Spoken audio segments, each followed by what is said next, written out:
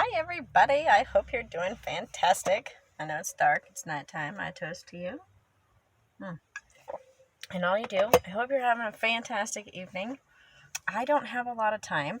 I just wanted to take a minute. I just finished doing my evening meditation with Wim Hof and my breathing exercise. And it's invigorating. It's freezing outside, which I felt like he would feel I was doing a better job, which is funny to think. Side note, because he's all about the cold and cold exposure. So I know that I've talked about him before on my channel. I'm going to bring him up again just because he wrote a book because he's stuck in his house for COVID and he can't do his thing. So he wrote a book.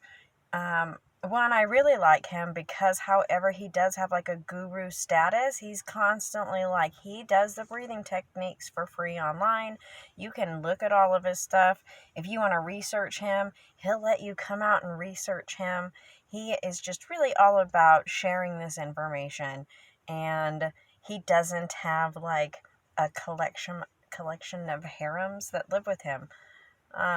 At least not that I've seen on any of the documentaries or research studies or any of that stuff. So, I give him credit for that.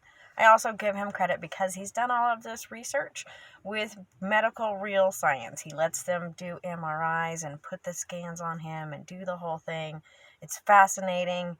And that's where he really got me. But I bought his book recently and started reading it, and he makes the best statement.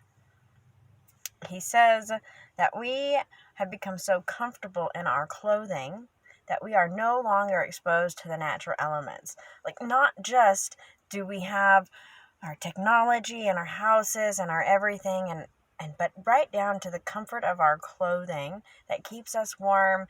I mean, it's probably 10 degrees outside right now, and I have a coat and a hat on, so I am totally taking advantage of my warm clothing, but I'm trying to expose myself to some colder temperatures. Anyways, that's not the reason I made the video. I'm sorry, it might be a little shaky. I am holding it because I'm sitting in my car, and I'm watching the time. I only have a little bit of time. And you know me, I have a tendency to just... Anyways, so he says we become so comfortable in our clothes that in itself has separated us from the elements in a way that we no longer connect with Earth. We're no longer connected with this natural energy, and that this has a lot to do with the so many issues on so many levels. So I don't want to speak in regards to the cold, but into that epiphany he had. He decided to jump into a frozen river, and he didn't die. And he was like, wow, that was amazing. It was invigorating. I didn't die. I really enjoyed it, in fact, and I want to do it again. And he had this epiphany that, being exposed to nature is a good thing. So, over the last 2 summers, I have done some hardcore gardening. Several hours a day outside. I didn't use the rototiller. I dug my garden by hand. For me, it became a bonding with my ancestors and with the earth, and I used it for meditation and to get through a bunch of stressful stuff and to just deal and then also connect with the earth and my spirituality. And I had this epiphany in my own brain about being in the sun and being hot and how our ancestors must look down on us and be like, you guys have it so easy. You get it easy. It's cush. You have toilets and running water and electricity and warm houses and all of these things that our ancestors didn't have, and they had to be out in the cold. They had to be out in the elements. And so for me, I really related that to ancestral worship and connecting with my ancestors, and that my ancestors and the ancestors of those that, from my past lives, and the ancestors of the people who lived on the land around me. And it really helped me build my ancestor practice and connecting that way through gardening, because that is something that, I learned from my grandmother, and she learned from her mother and her grandmother and her great-grandmother, and so on and so forth. And this has been something that has been passed down for generations. And so it was ancestral worship. But then I'm reading his book, and it clicked in my brain. I was like, oh my goodness. this isn't just about bonding with your ancestors. This is about bonding with nature and with the natural elements and becoming more in tune with that cycle of life. And so my garden also helps me connect to that cycle of life, and that I am out there with the elements, with my hands in the dirt, in the heat of the sun, in the cold of the spring, in the chill of the winter. I have to go out there and do things just to maintain the garden in such a way so that I can have a prosperous harvest in the end.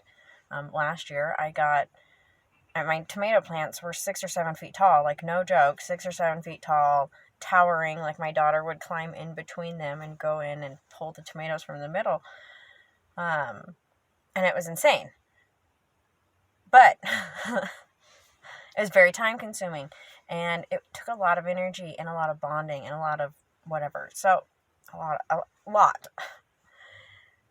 And like I said, I was putting that as this is how I'm connected with my ancestors. But then reading that in Wim Hof's book, I was like, this is also connecting with the earth's energy, but in a way that's not like meditating or like I've always kept plants. I've always kind of been a green thumb kind of person, but not in this way.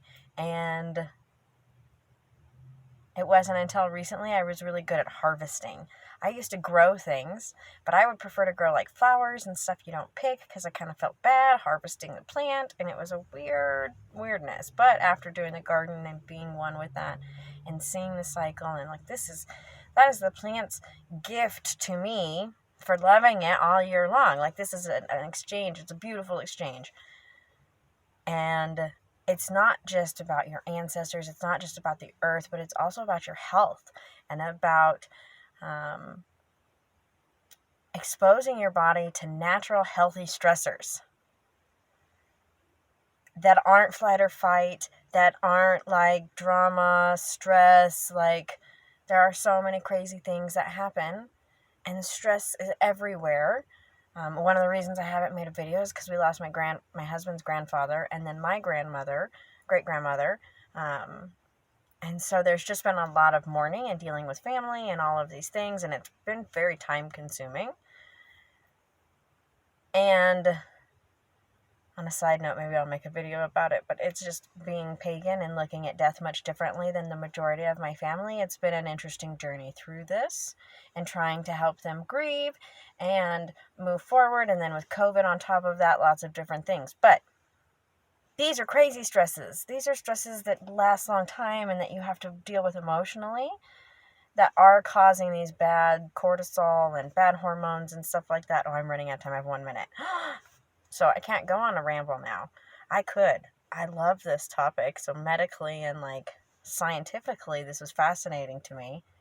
And then to really bring it full circle and connect it magically is just for me another reason why my magic and my science and my spirituality are also connected. And I love that about my pagan faith. Oh, there's another good video idea. See, this little short video is going to be like bam, bam, bam. But I just want everyone to think about, what are you exposing yourself? What are you doing to expose yourself to the nature, to the world around you, to anything? Like, do you go stand out in the snow? Do you stand in the heat of the sun? What are you doing to connect to nature? And I was lying. I had 30 seconds. It's already time. So many blessings to all of you. Like and subscribe. I'll make more videos on the little topics that I talked about today. I just wanted to really get out there and put that in your brain about how do you connect with nature? How do you expose yourself in a positive yet stressful manner? So like Wim Hof does it by jumping in the ice water. I did it by heat exposure and being out in the sun and working hard and like getting my body to that place of stress, but in a good way. I'm not running from a bear or whatever. So what are you doing to push your body in a positive way? So many blessings to you. Love you, and talk to you all soon. And don't forget to like and subscribe.